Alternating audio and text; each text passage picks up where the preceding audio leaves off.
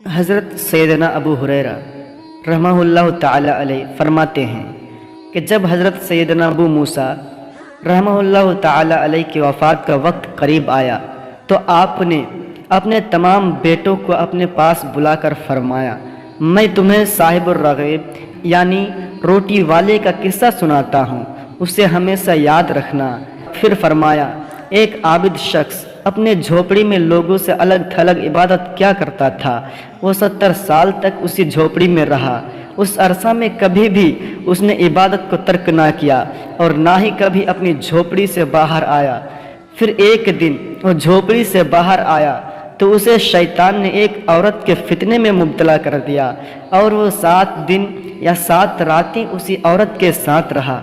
7 دن کے بعد جب اس کی آنکھوں سے غفلت کا پردہ ہٹا تو وہ اپنی اس حرکت پر بہت نادم ہوا اور اللہ تعالیٰ کی بارگاہ میں توبہ کی اور وہاں سے رخصت ہو گیا۔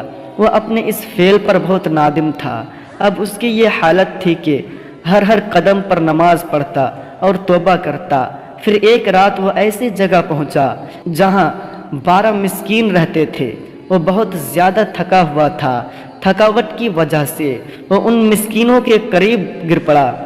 ایک راہب روزانہ ان 12 مسکینوں کو ایک روٹی دیتا تھا۔ جب وہ راہب آیا تو اس نے روٹی دینا شروع کی اور اس عابد کو بھی مسکین سمجھ کر ایک روٹی دے دی اور ان 12 مسکینوں میں سے ایک کو روٹی نہ ملی تو اس نے راہب سے کہا، آج آپ نے مجھے روٹی کیوں نہیں دی؟ راہب نے جب یہ سنا تو کہا، میں تو 12 کی 12 روٹیاں تقسیم کر چکا ہوں۔ پھر اس نے مسکینوں سے مخاطب ہو کر کہا، کیا تم میں سے کسی کو 2 روٹیاں ملی ہیں؟ سب نے کہا، نہیں، ہمیں تو صرف ایک ہی ملی ہے۔ یہ سن کر راہب نے اس شخص سے کہا، شاید دوبارہ تم روٹی لینا چاہتے ہو، جاؤ، آج کے بعد تمہیں روٹی نہیں ملے گی۔ جب اس عابد نے یہ سنا تو اسے اس مسکین پر بڑا ترس آیا، چنانچہ اس نے وہ روٹی مسکین کو دے دی اور خود بھوکا رہا اور اسی بھوک کی حالت میں اس کا انتقال ہو گیا۔ جب اس کے 70 سالہ عبادت اور غفلت میں گزری ہوئی 7 راتوں کا وزن کیا گیا تو اللہ تعالیٰ کی نافرمانی میں گزاری ہوئی راتیں اس کے 70 سالہ عبادت پر غالب آ گئی۔ جب ان 7 راتوں کا موازنہ اس روٹی سے کیا گیا جو اس نے مسکین کو دی تھی تو وہ روٹی ان راتوں پر غالب آ گئی اور اس کو مغفرت کر دی گئی۔ حضرت سیدنا ابن مسعود رضی اللہ تعالی عنہ سے یہی حکایت اس طرح مروی ہے، ایک عابد نے 70 سال تک اللہ عز و جل کی عبادت کی، پھر اس نے ایک فاحشہ عورت سے گناہ کیا تو اللہ عز و جل نے اس کے تمام اعمال ضائع کر دیے۔ پھر جب اسے اپنے گناہ کا احساس ہوا تو وہ تائب ہو گیا۔ کچھ دنوں کے بعد اسے ایسی بیماری لاحق ہوئی کہ وہ چلنے پھرنے سے معذور ہو گیا۔